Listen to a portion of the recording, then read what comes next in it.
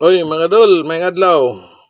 Ang bukid ug syudad diferensyado kayo mga dol. Tungod kay sa syudad dali ra ta makakitag pangwarta. Kung mo drive kag sikad, tricycle, dali ra kayo.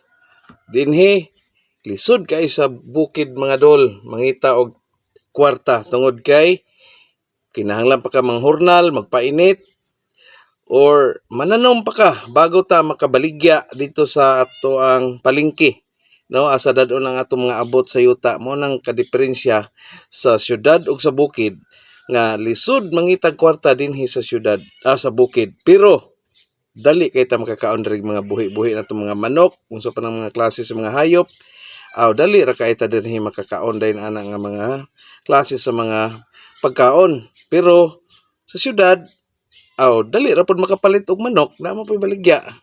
Pero mga lagutmon dinhi, mga gulayon sa bukid ay perting dali ara kayo nara sa imong mga tukaran. Kung kugihan pug ka nga magtanom-tanom og mga gulay sa palibot sa imong panimalay, no, unya dagkog nataran ang kining balay sa bukid compare sa syudad. Gawas lang kung milyonaryo siguro ka sa syudad, dako, pero kung naa pa jud ka sa squatter area nagpuyo, pareha nako karon nga naa ako sa Davao pero squatter area, dili siya inana ka lapad ang akong nataran.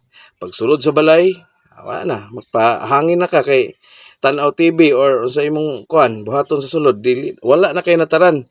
Unlike dinhi sa bukid, dako kay nataran, no, makatanom-tanom pa kas palibot sa imong panimalay. Mao nay nakadiferensya unya mga lagutmon, mga prutas, daghan kay kag tanom-tanom dinhi sa bukid. Unya sa syudad ka muka og prutas, dili pwede nga mukaon lang ka dito og wala kay kwarta, kay ang tanan palitonon sa syudad. Mao na ang nakadiferensya. Kung sa syudad ka nga wa kay income nga tarong, mas maayo pay kung nakay bukid. Didto ka na lang sa imong bukid magpadayon sa imong pagpanginabuhi kay makakaon pa ka og mga prutas, maayong mga lagutmon nga pagkaon ug mga presko pa gyud ang hangin, no, kung wala kay tarong nga income diya sa syudad.